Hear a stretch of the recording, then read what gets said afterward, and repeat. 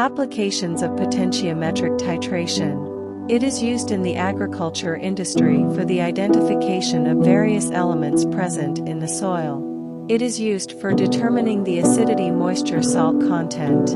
It is used for analysis of metal ions, such as iron, copper, zinc, lead, mercury, etc. in various samples. It is used for detection of ammonia in water, which is an indicator of water pollution. It is used for determining the end point of a titration reaction, which is the point where the analyte and the titrant are in stoichiometric proportion. It is used for determining the pH of a solution, which is a measure of its acidity or alkalinity. It is used for measuring the solubility product of a sparingly soluble salt, which is a measure of its solubility in water.